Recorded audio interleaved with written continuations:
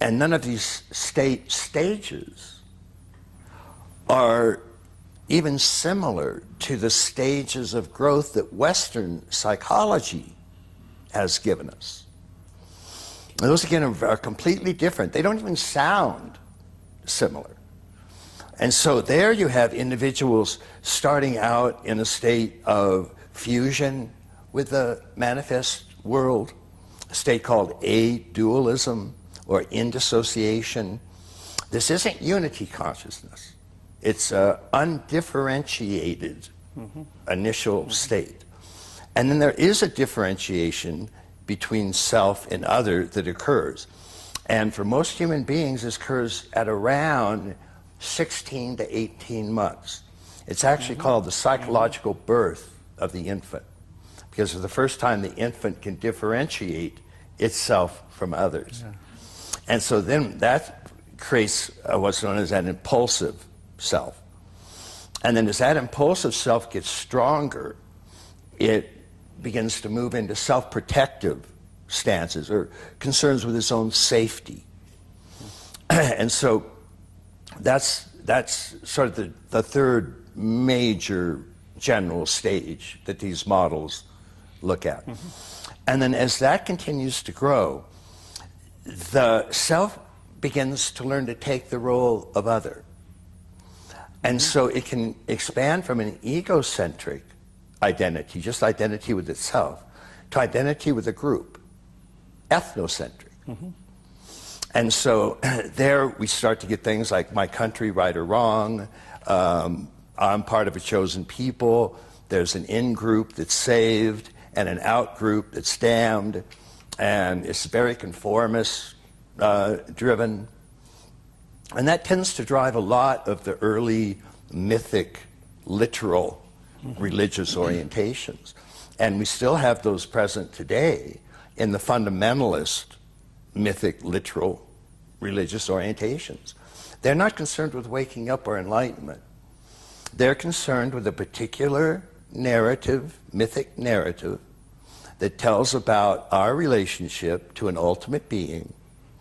And that ultimate being has left us a set of commands or rules that we need to follow. And if we follow them, then when we die, we live forever in the presence of this God. And that, the others, the ones working with state and waking up, they're not that at all. They're a psychotechnology of consciousness transformation from the separate individual self to a true self, one with infinite spirit, and therefore one with the entire manifest realm. That's enlightenment, awakening. Mahamudra, the path of transformation according to Dzogchen tradition, for example. Yes, exactly. First purification or renunciation. Yes. So we have this strange situation where there are these at least two major areas of growth and evolution. One through states, aiming at waking up and discovering your supreme identity with ultimate reality. The other is just growing up in the relative realm. And this is important because these are actually the tools that the mind uses to interpret its experiences, including how it interprets its spiritual experiences. And so these become very important, even though, as they're usually studied by Western developmentalists, there's no understanding of state development. So there's no understanding of states of luminosity and meditative states and contemplative states and states of transcendence and states ultimately of awakening or unity consciousness or oneness with everything that's arising. So we have these two very important dimensions, both of which need to be focused on. But that has literally never happened before in history.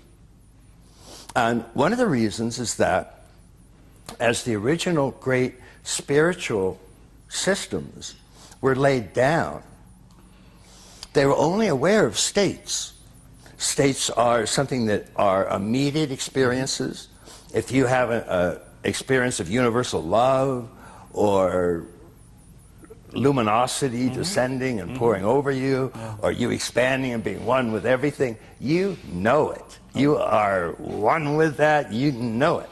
That's a state. And so humanity was aware of those, like I say, going at least back 50,000 years, back to the early shamans, and the state experiences that they had as they explored it. Do you think shamans also can have experience of being one with universe? In some degree, yes.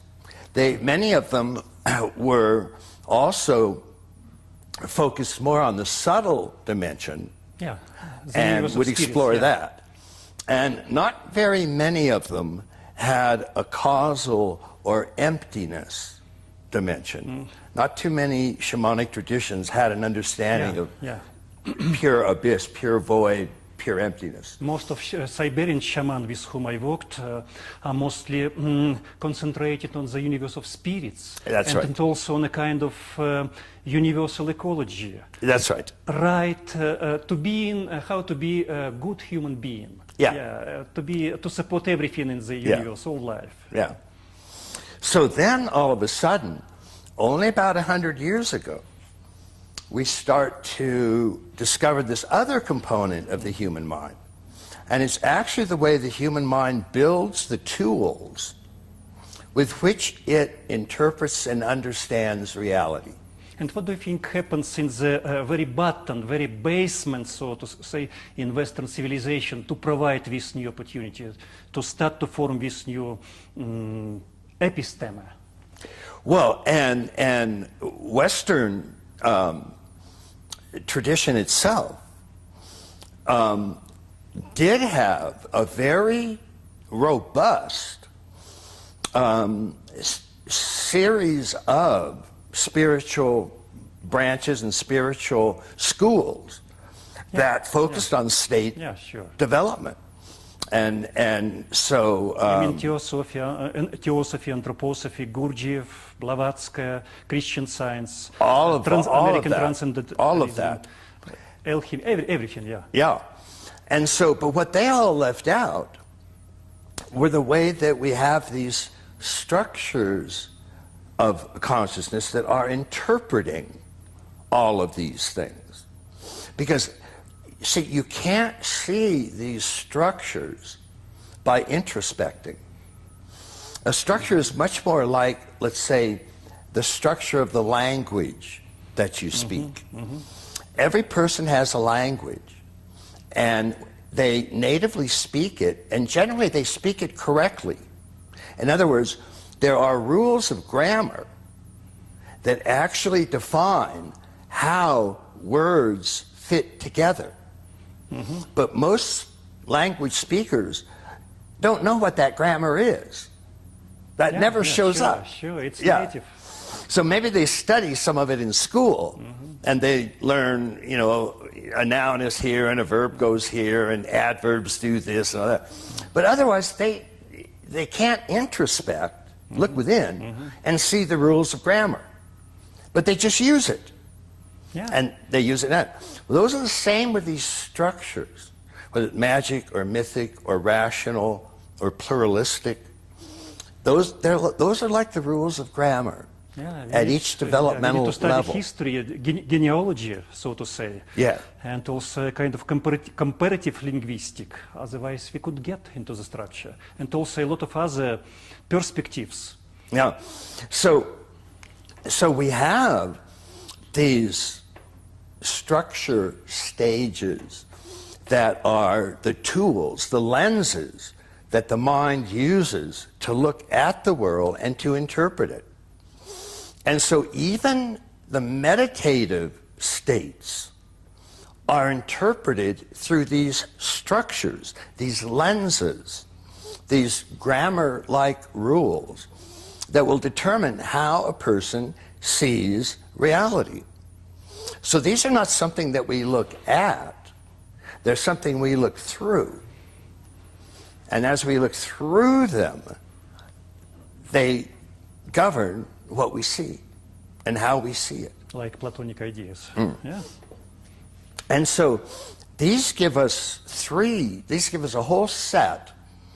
Most Western developmental models have between 6 and 9 or so of these major structure levels. And there's something called the culture wars, which is a battle of the 3 of the higher levels of development and their value systems. And of course, each level has a different value system, a different motivation, different drives, different needs, different ways it looks at the world, different worldviews, and so on.